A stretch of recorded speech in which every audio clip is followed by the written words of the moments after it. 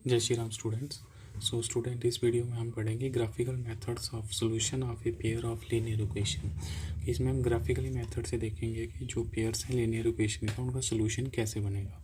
तो first of all आपको ये बेसिक कंसेप्ट जो है ये क्लियर होना चाहिए। उसके बाद हम एक्सरसाइज करेंगे। फर्स्ट क्या है, line intersect in a single point.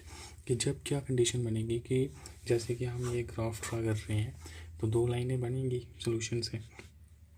कोई दो लाइंस जो हैं वो इंटरसेक्ट कर रही हैं एट सिंगल पॉइंट पे। ग्राफ में जब लाइंस इंटरसेक्ट कर रही हैं सिंगल पॉइंट पे तो उस टाइम कौन सा सोल्यूशन होगा हमारा? यूनिक सोल्यूशन, मतलब एक ही सोल्यूशन होगा और वो कंसिस्टेंट होगा। ये भी ध्यान रखना है कि यूनिक सोल्यूशन होगा इंटरसेक्ट के पॉइंट में और कंसिस्टेंट होगा। दूसरा क्या है, lines parallel to each other. कि जब ग्राफ में हमारी लाइंस एक दूसरे के पैरेलल होंगी तो उस टाइम क्या होगा? कोई भी सॉल्यूशन नहीं होगा क्योंकि एक दूसरे को टच नहीं कर रही हैं और ये क्या होगी कंडीशन? इनकंसिस्टेंट। उसके बाद क्या हो गया? Lines coincident to each other. अब देखो ये थर्ड कंडीशन आ गई कि लाइंस जो है वो एक दूसरे को कोइंसिडेंट कर रही है। कोइंसिडेंट का मतलब एक लाइन उसी के ऊपर दूसरी लाइन आ गई तो इसके ऊपर तो बहुत सारे पॉइंट पे टच कर रही है तो उस टाइम हमारे क्या होंगे? इनफाइनाइटली मैनी सॉल्यूशन और कंसिस्टेंट होगा। आई होप कि आपको ग्राफिकली पता चल गया कि कैसे हमें चेक करना है। उसके बाद क्या है कि अगर हमें फास्टेस्ट वे से देखना है, ये तो हो गया लॉन्ग क्योंकि आपको पहले सोल्यूशन निकालना पड़ेगा फिर उसका ग्राफ ड्रा करना पड़ेगा फिर पता चलेगा। मगर इधर क्या है कि हम कंपैरिजन करेंगे। फॉर एग्जांपल ये हमारे पास कोई दो जनरल इक्वेशन ले ली हमने, A1 B1 C1 A2 B2 C2। तो हम फर्स्ट ऑफ ऑल क्या करेंगे कि इनको कंपेयर करेंगे, इनकी रेशो को A1 अपन A2 B1 अपन B2। तो जब ये दोनों इक्वल नहीं आएंगे, ठीक है, तो उस टाइम कौन सा कंडीशन होगा हमारा? Intersecting lines. और हमें पता है फर्स्ट पॉइंट में इंटरसेक्टिंग था तो कंसिस्टेंट होगा। दूसरा कि अगर हमारे पास क्या होगा, ये तीनों इक्वल आ जाते हैं। क्या हो जाते हैं? तीनों आपस में रेशियोज इनकी इक्वल आ जाती है तो उस टाइम हो जाएगा कंसिस्टेंट, सॉरी कोइंसिडेंट हो जाएगा। लाइंस कोइंसिडेंट हो जाएंगी मगर एक दूसरे के ऊपर ही आ जाएंगी और इनफाइनाइटली मैनी सोल्यूशन बन जाएगा। और इनफाइनाइटली मैनी सोल्यूशन जब बन गया, इधर हमारा कौन सा सोल्यूशन बना? यूनिक सोल्यूशन, ठीक है। इधर हमारा यूनिक सोल्यूशन बना, इधर इनफाइनाइटली मैनी सोल्यूशन बना। और जब इनफाइनाइटली मैनी सोल्यूशन था तो ऊपर हमारा क्या था? कंसिस्टेंट। तो इसे हम कह सकते हैं कि ये कंसिस्टेंट हो गया। थर्ड कंडीशन लास्ट क्या है कि A1 और B1 B2 तो की रेशो तो इक्वल है बट C जो है वो अलग है। तो उस टाइम हमारा कंडीशन बन जाएगा पैरेलल का और उस टाइम हमारा नो सोल्यूशन होगा। नो सोल्यूशन में क्या होता है? इनकंसिस्टेंट। तो ये चीज़ें आपको पहले ध्यान में रखनी है। तो इसका फर्स्ट क्वेश्चन मैंने करवा दिया था। अब सेकंड क्वेश्चन देखो क्या है, comparing the ratio A1 A2 जो भी है, find out the whether the line representing the following pair intersecting at A point parallel या कोइंसिडेंट। कि आपको खाली कंपैरिजन करके बताना है कि क्या ये लाइन्स इंटरसेक्ट कर रही हैं, कोइंसिडेंट कर रही हैं कि यूनिक सोल्यूशन। कौन सा सोल्यूशन? तो हम फर्स्ट बना लेंगे 5x - 4y + 8 = 0 और 7x + 6y - 9 = 0। तो ये आ गई हमारी दो इक्वेशन, ये A1 B1 C1 A2 B2 C2। तो फर्स्ट ऑफ ऑल हम क्या करेंगे? अनकम्पेरिजन पे करेंगे हम तो क्या आएगा? 5/7 A1 अपन A2। उसके बाद 4 - 4/6 और तीसरा 8/9। ठीक है, 8/9 तो कैंसिल हो सकते हैं, कुछ नहीं होगा। तो तीनों क्या हैं? डज नॉट इक्वल है। तीनों क्या हैं? इक्वल नहीं है। तो और जब तीनों हमारे इक्वल नहीं होते हैं, मतलब हमें तीनों वाला तो नहीं, फर्स्ट वाला ही देख सकते हैं हम कि हमारा पहले दो इक्वल नहीं है। ठीक है, हमने अपनी कंडीशन के अकॉर्डिंग देखा कि A1 A2 वाला कंडीशन इक्वल नहीं है तो कौन सा होता है उस टाइम? इंटरसेक्ट। बस इतना लिखना है, इंटरसेक्ट एट ए पॉइंट। तो इस टाइप से आपको बाकी करनी है ना। थर्ड क्वेश्चन क्या है? थर्ड क्वेश्चन में कंपेयरिंग द रेशियो, फिर से वही find out the whether pair are consistent or inconsistent. और कंसिस्टेंट इनकंसिस्टेंट हमें तभी पता चलेगा जब हम इनको कंपेयर करेंगे। और कंपेयर करने के बाद हम क्या करेंगे?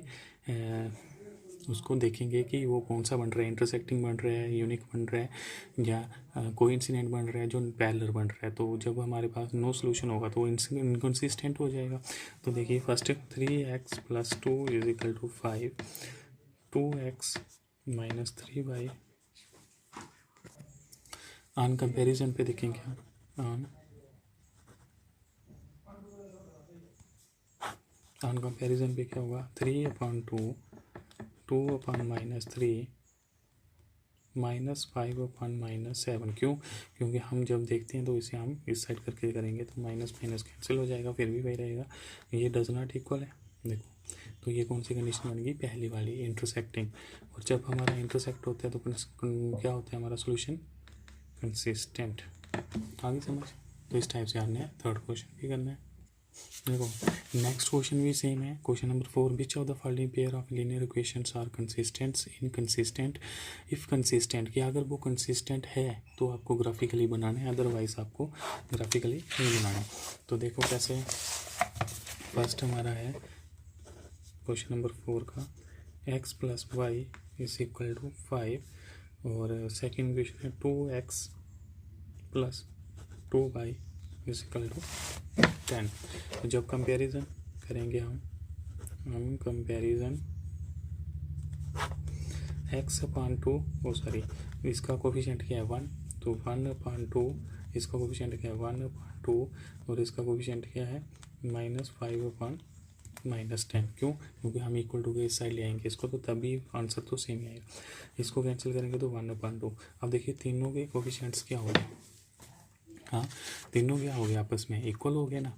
तो जब हमारे तीनों पार्ट्स इक्वल हो जाते हैं तो आप देख सकते हो सेकंड वाला बनेगा हमारा इनफाइनाइटली मैनी सोल्यूशन, और इस टाइम हमारी कंसिस्टेंट लाइन होती है, तीनों जब इक्वल होते हैं तो इनफाइनाइट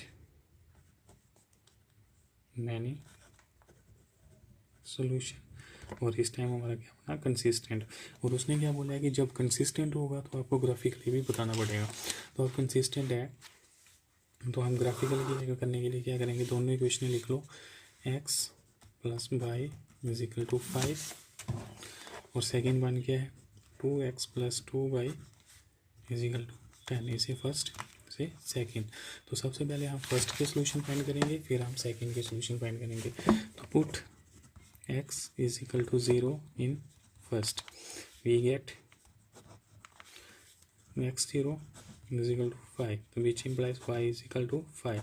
फर्स्ट पॉइंट क्या आ गया हमारे पास 0 और 5, x की वैल्यू 0, y हमारा 5। सेकेंड इसी में put x = 1 in equation first, we get 1 + y = 5, y = 5 - 1 = 4। तो सोल्यूशन क्या आ गया 1 4। दो सोल्यूशन हो गए, इनफ है। अब सेकेंड इक्वेशन में पुट करो, पुट x = 0, क्या कर दिया हमने, x = 0 पुट किया। x 0 पुट करने पे हमारे पास क्या आ गया 2 × 0 + 2y = 10। सॉल्व करने पे ये 0 हो जाएगा, 2y = 10, that is y = 10/2, answer 5। x हमारा 0, y हमारा 5, इसका भी आ गया। फिर उसके बाद हम क्या करेंगे, पुट x = 1 कर लेंगे, तो 2 × 1 + 2 × y = 10।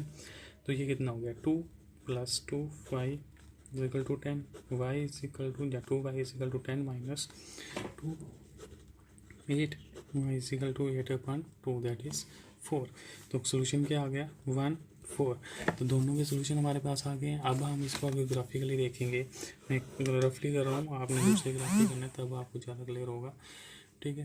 तो रफली करेंगे तो जैसे 0 1 2 3 4 5 -1 -2 -3 1 2 3 4 5 1 -1 -2 -3 एंड सो वन। तो आप क्या करेंगे, फर्स्ट हम फर्स्ट इक्वेशन की जब ग्राफिकली ड्रा करेंगे उसको, तो फर्स्ट पॉइंट क्या था 0 5, मतलब x 0 था, y कितना था 5 था, तो हमारा फर्स्ट पॉइंट यहीं पे बन गया। सेकेंड पॉइंट क्या है, फर्स्ट पॉइंट यहाँ पे बन गया हमारा। सेकंड पॉइंट क्या है हमारे पास, 1 4 के एक्स की वैल्यू 1 है और वाई हमारा कितना है 4, तो ये दूसरा पॉइंट बन गया। सिमिलरली हम दूसरी क्वेश्चंस को देखेंगे तो एक तो लाइन हमारी यहाँ से होगी, ये लाइन आ गई ना हमारी। अब दूसरी लाइन क्या होगी, इस टाइप से आ जाएगी। दूसरी क्या है कि उसका भी 0 और 5 है तो इसी के ऊपर आ जाएगा, और दूसरे का 1 और 4 तो वो यही यहीं आ जाएगा, तो दूसरी लाइन भी इसी के ऊपर हो जाएगी। और हमने चेक कर लिया था कि इनफाइनाइटली मैनी सोल्यूशन है। अगर इनफाइनाइटली मैनी सोल्यूशन है तो मीन्स इसका ये हुआ कि लाइंस जो हैं वो कोइंसिडेंस करेंगी, कोइंसाइड करेंगी, एक दूसरे के ऊपर ही आ जाएंगी। तो हमने ग्राफिकली भी चेक कर लिया कि वो सच में एक दूसरे के ऊपर ही आएंगी। आई होप कि आपको ये समझ आ गया होगा। चलते हैं नेक्स्ट क्वेश्चन पे। क्वेश्चन नंबर 5 देखिए क्या है, कह रहा है half the perimeter of a rectangular garden. तो half the perimeter of a rectangular garden, ठीक है। तो सबसे पहले क्या होता है, पेरीमीटर ऑफ, या रहने दो इसको, सोल्यूशन। और आगे क्या गया, whose length is 4 more than its width is 36, की जो हाफ पेरीमीटर है वो इतना है और हमें उसका कितना दिया है 36 दिए, हाफ पेरीमीटर दिया हुआ 36, सिंपल सी बात। और लेंथ जो है वो विड्थ से 4 मोर है। तो हम सबसे पहले लेट करेंगे, let the width of rectangular garden is equal to x. तो लेंथ कितनी हो जाएगी, लेंथ कितनी हो जाएगी x प्लस 4। अब हम देखेंगे अगर x प्लस 4 होगी, अगर हम देखेंगे पेरीमीटर, तो पेरीमीटर किसके इक्वल होता है, perimeter is equal to 2 into length plus breadth. But हमें क्या बोल रहा है कि हाफ पेरीमीटर, तो हाफ पेरीमीटर ये हो गया, ठीक है। तो इधर भी हाफ हो जाएगा, हाफ पेरीमीटर करना होगा तो ये भी इसके इक्वल और ये भी इसके इक्वल हो जाएगा। हाफ पेरीमीटर हमें दिया हुआ है, बोला हुआ है कि हाफ पेरीमीटर है 36, और 2 से 2 कैंसिल, लेंथ कितनी है हमारी x प्लस 4 और ब्रेथ कितनी है हमारी x। 36 is equal to 2x plus 4, 32 is equal to 2x which implies 2x is equal to 32, x is equal to 32 upon 2 is equal to 16। x हमारे पास क्या था, x हमारे पास था विड्थ, तो विड्थ कितना आ गया 16, जो भी यूनिट दिया होगा हमें मीटर, और लेंथ कितना होगा 16 प्लस 4 दैट इज 20 मीटर। ये हमारा आंसर है। क्वेश्चन नंबर 6 में क्या है वो आपको मैं समझा रहा हूँ। गिवन द लीनियर इक्वेशन, कि आपको एक लीनियर इक्वेशन दी हुई है, right another linear equation in 2 variable, कि आपको कोई और खुद से लिखनी है एक linear equation such that the geometrical represent of the pair formed is. तो ये तो आपने बड़े सारे क्वेश्चन कर लिए इस टाइप के, तो ये आप खुद कर सकते हो 6 और 7 क्वेश्चन, बट मैं समझा रहा हूँ कि आपको एक इक्वेशन दी हुई है, दूसरी कोई ऐसी इक्वेशन लिखनी है तो जिसमें फर्स्ट वर्ड में क्या होना चाहिए कि वो इंटरसेक्टिंग लाइन होनी चाहिए एक, दूसरा में पैरेलल होना चाहिए, मतलब दोनों आपस में पैरेलल होनी चाहिए वो, और तीसरे में कोइंसिडेंट होनी चाहिए, मतलब एक ही दूसरे के ऊपर आनी चाहिए। तो ऐसे आपको कोई और 3 इक्वेशन से लिखनी है। उसके बाद नेक्स्ट आ गया draw a graph of the equation, कि आपको एक ग्राफ ड्रॉ करना है इन इक्वेशन, उसका determine the coordinate of the vertex of a triangle formed by this lines and the x axis and the shade the triangle region. तो आपको graphically ये बताना है, ग्राफ बनाना है इन इक्वेशनों से, और उसमें एक ट्राइंगल बनेगा और उसको शेड करना है। अब नेक्स्ट हमारा मेथड है algebraic method of solving a pair of a linear equation, वो हम नेक्स्ट वीडियो में करेंगे। Thank you.